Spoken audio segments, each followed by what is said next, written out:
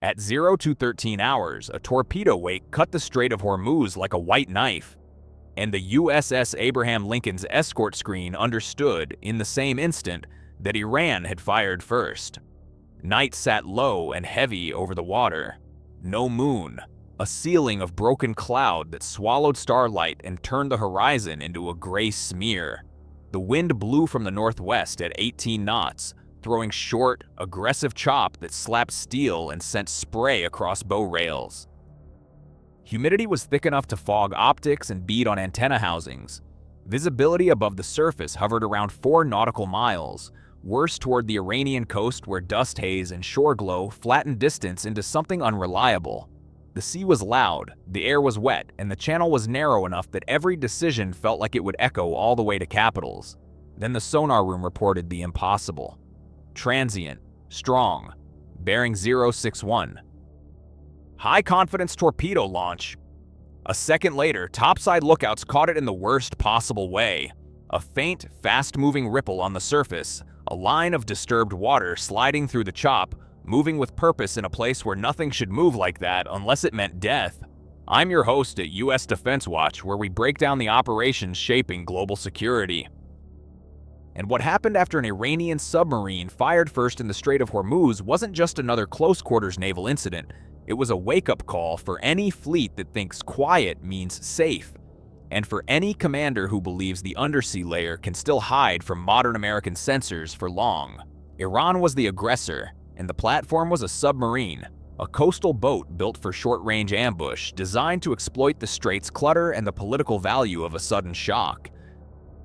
The location was the Strait of Hormuz, the choke point where shipping lanes compress, where civilian noise smears the picture, and where a torpedo can cross the line from intimidation to war in seconds. Iran's submarine had chosen its moment with discipline. Pre-dawn, high humidity, heavy clutter, and a carrier strike group moving in a controlled transit posture. The U.S. carrier at the center of the formation was USS Abraham Lincoln, holding a steady 19 knots just outside the tightest traffic lanes, with a layered escort screen spread to keep threats at arm's length. 2 Arleigh Burke-class destroyers held the forward arcs, one northeast, one northwest, overlapping radar and sonar sectors and running emissions discipline tuned for literal danger.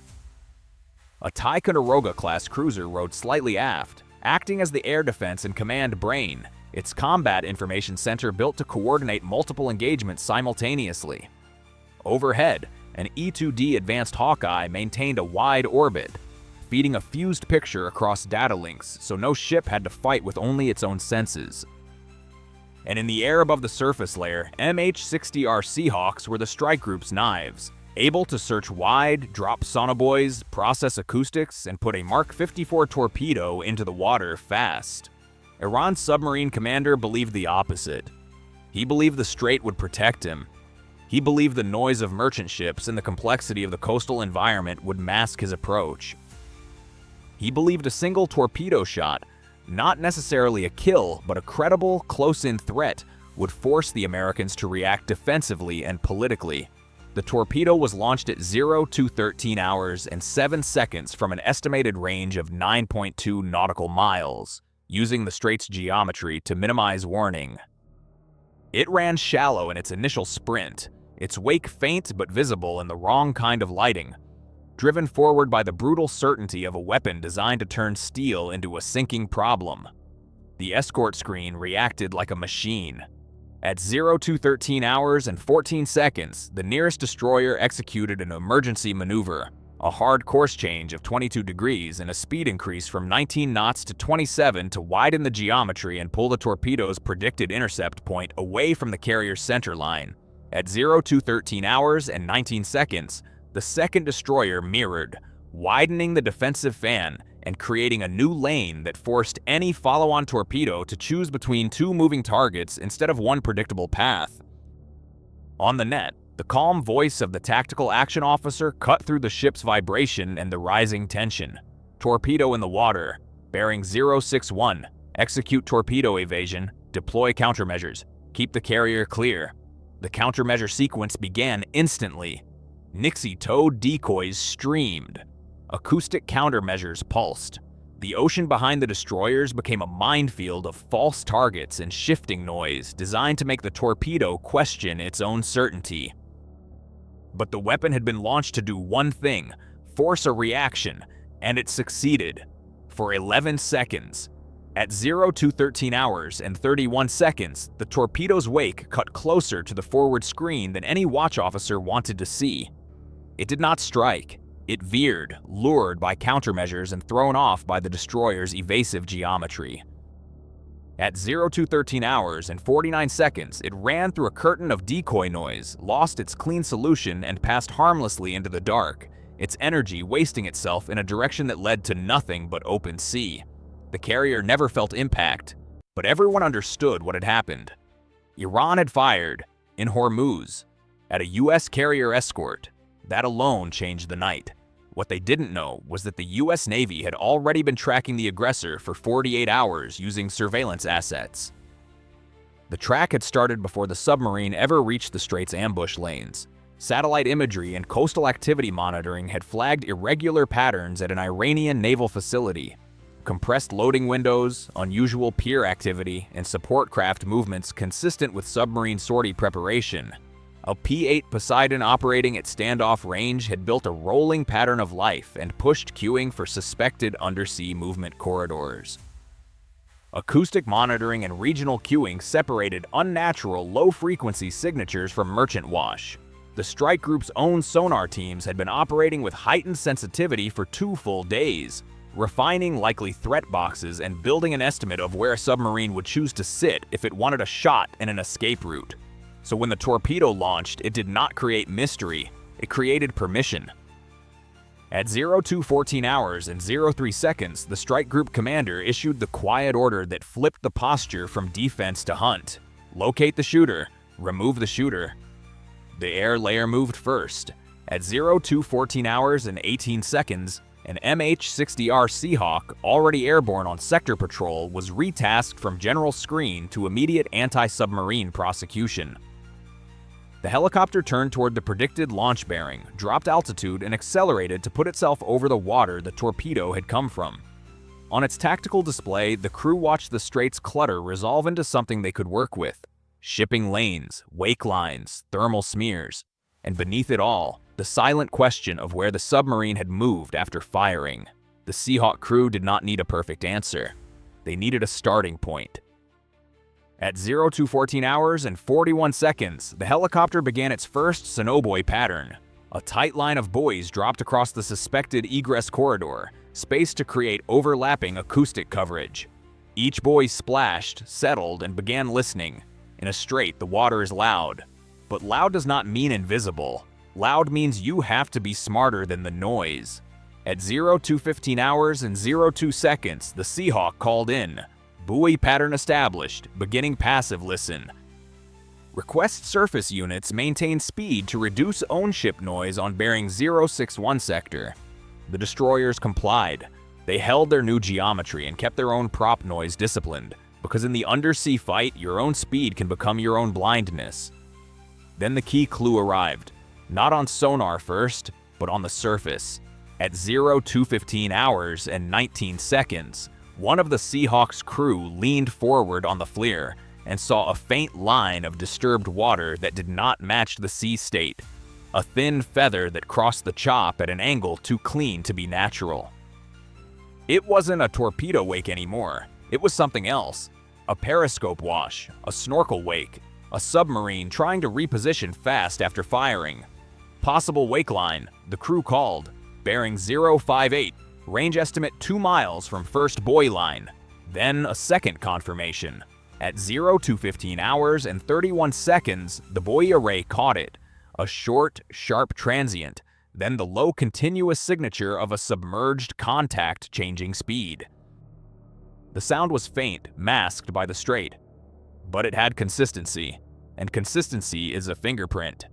The Seahawk crew's voice hardened. Contact gained, probable submarine. Bearing 058, range 1.8 nautical miles, tracking. That line, trackings, mattered more than any threat statement, because a tracked submarine is a doomed submarine if the attacker has time. At 02:16 hours and 03 seconds, the escort commander built a kill box around the contact. One destroyer turned to keep the submarine outside the carrier's direct lane. The second destroyer adjusted to block a likely retreat route toward the Iranian coastline. The cruiser maintained broader air defense, ensuring the undersea hunt could proceed without being distracted by a sudden missile launch or drone probe. At 02:16 hours and 22 seconds, the Seahawk dropped additional sonar buoys to tighten the net. The contact tried to run. Its speed increased, and the acoustic signature grew louder in a way that betrayed desperation. Submarine commanders love silence. The moment they go fast in a shallow choke point, they are trading stealth for survival. At 02:16 hours and 49 seconds, the Seahawk crew issued the call that made the ocean feel smaller. Contact turning south, speed increasing, estimate 12 knots. 12 knots underwater in shallow, cluttered water is not a sprint. It is a confession. At 02:17 hours, the submarine tried to break the net by diving deeper into the layer and cutting across the traffic lane where merchant hulls could confuse the acoustic picture. It was a clever move, the kind you attempt when you are out of options. But the US had anticipated it. The buoy pattern had been laid not just on the obvious exit corridor, but on the likely noise curtain where a submarine would try to hide behind commerce. At 02:17 hours and 18 seconds, the buoy line held. Contact still firm, the Seahawk reported. Noisy, cannot hide, recommend weapon release. The request went up the chain and came back down with two words that end arguments: weapon free. At 02:17 hours and 41 seconds, the MH-60R Seahawk transitioned from tracking to attack. The pilot stabilized over a point the crew had refined down to a tight ellipse. The tactics officer read out the final solution: bearing, range, predicted track, and the contact's last known depth estimate. The helicopter dipped, corrected for wind, and released a Mark 54 lightweight torpedo.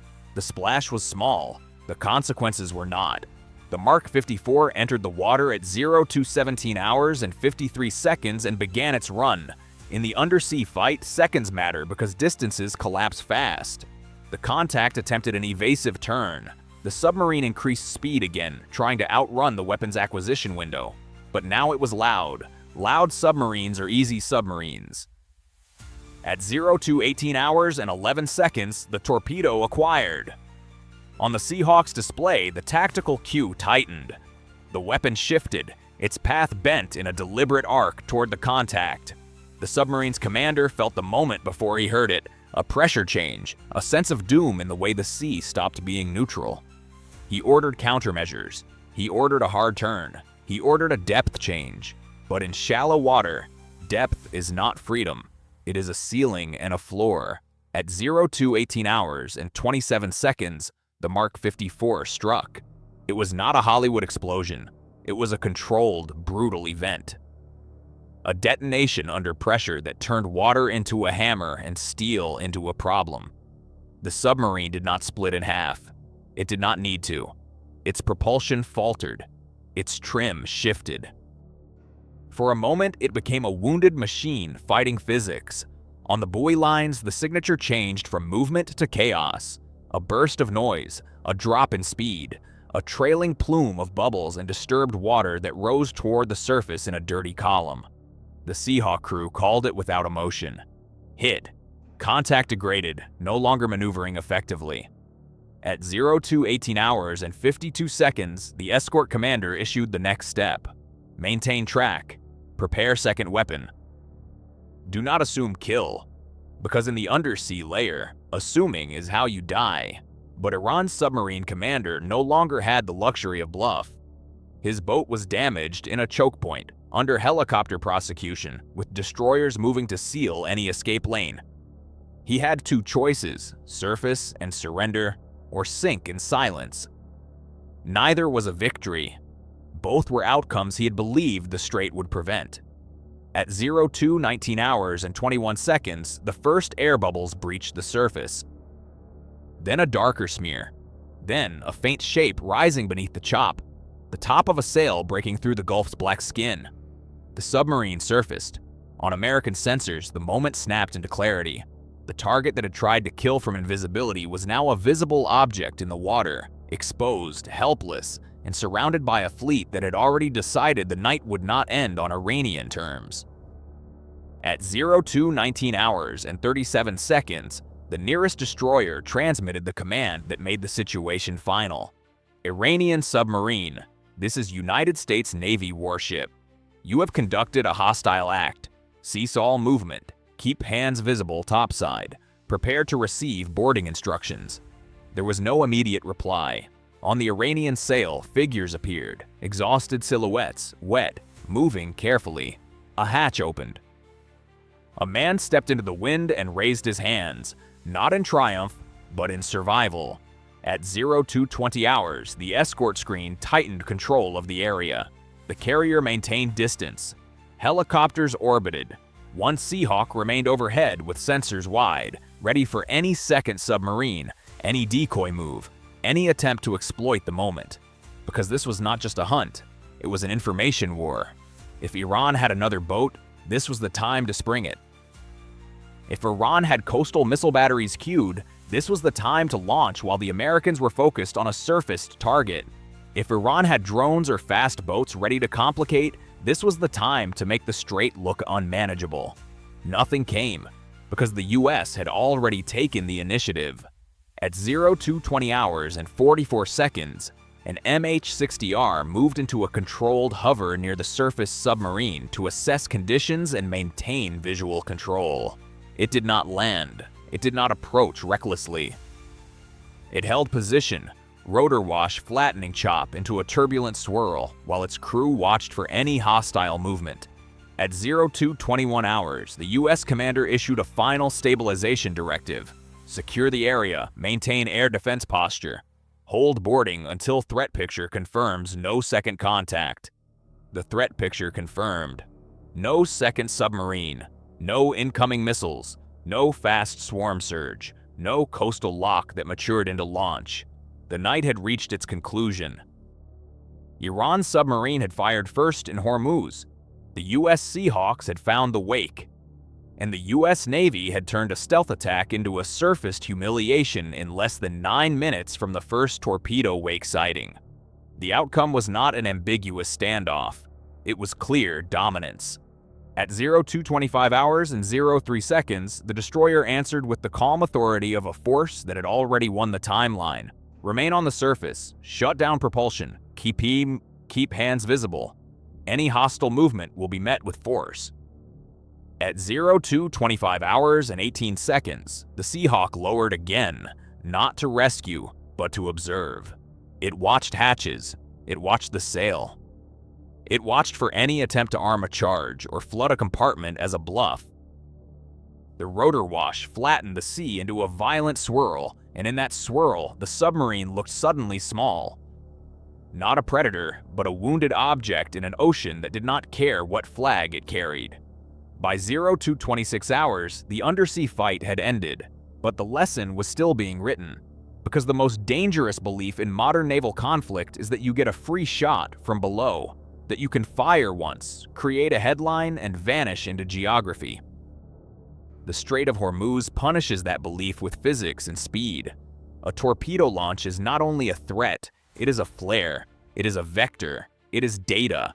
And against a fleet with Seahawks, destroyers, and a fused picture, data becomes a weapon aimed back at the shooter.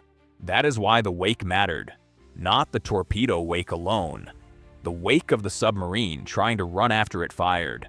The thin feather of disturbed water that gave away the truth. The boat was moving, shallow, and desperate. 11 seconds of intimidation had bought Iran 9 minutes of being hunted, hit, and forced to surface. And every Navy watching would understand the simple math behind it. The side that controls the air layer controls the undersea layer, because helicopters with sonobuoys and Mark 54 torpedoes turn unknown into tracked, and tracked into finished. In the end, the US did not need to sink the submarine to win the fight. It only needed to remove the illusion that the submarine had protected Iran's escalation. That illusion died at 02:19 hours, when the sail broke the surface under American lights. At 02:26 hours, the strike group began the part of warfare that never makes headlines but decides the next encounter. Classification, capture, and certainty. The Hawkeye archived the full track history. The destroyers exported sonar logs, countermeasure timings, and maneuver data. The Seahawk crews preserved buoy recordings and weapon telemetry. Every second was turned into a timeline so no one could later claim the first torpedo was an accident or a misunderstanding. That record would be shown in briefings, used in rules of engagement updates, and fed back into the quiet machine that had already been watching for 48 hours. Because superiority is not only winning the moment, it is ensuring the enemy cannot rewrite it. At 02:25 hours and 03 seconds, the destroyer answered with the calm authority of a force that had already won the timeline. Remain on the surface, shut down propulsion, keep hands visible. Any hostile movement will be met with force. At 02:25 hours and 18 seconds, the Seahawk lowered again, not to rescue, but to observe. It watched hatches, it watched the sail, it watched for any attempt to arm a charge or flood a compartment as a bluff. The rotor wash flattened the sea into a violent swirl, and in that swirl, the submarine looked suddenly small. Not a predator, but a wounded object in an ocean that did not care what flag it carried. By 02:26 hours, the undersea fight had ended, but the lesson was still being written. Because the most dangerous belief in modern naval conflict is that you get a free shot from below, that you can fire once, create a headline, and vanish into geography. The Strait of Hormuz punishes that belief with physics and speed. A torpedo launch is not only a threat, it is a flare, it is a vector, it is data. And against a fleet with Seahawks, destroyers, and a fused picture, data becomes a weapon aimed back at the shooter. That is why the wake mattered. Not the torpedo wake alone. The wake of the submarine trying to run after it fired. The thin feather of disturbed water that gave away the truth. The boat was moving, shallow and desperate. 11 seconds of intimidation had bought Iran 9 minutes of being hunted, hit, and forced to surface. And every Navy watching would understand the simple math behind it. The side that controls the air layer controls the undersea layer, because helicopters with Sonar buoys and Mark 54 torpedoes turn unknown into tracked, and tracked into finished. In the end, the US did not need to sink the submarine to win the fight. It only needed to remove the illusion that the submarine had protected Iran's escalation. That illusion died at 02:19 hours, when the sail broke the surface under American lights. At 02:26 hours, the strike group began the part of warfare that never makes headlines but decides the next encounter. Classification, capture, and certainty. The Hawkeye archived the full track history. The destroyers exported sonar logs, countermeasure timings, and maneuver data. The Seahawk crews preserved buoy recordings and weapon telemetry. Every second was turned into a timeline so no one could later claim the first torpedo was an accident or a misunderstanding. That record would be shown in briefings, used in rules of engagement updates, and fed back into the quiet machine that had already been watching for 48 hours.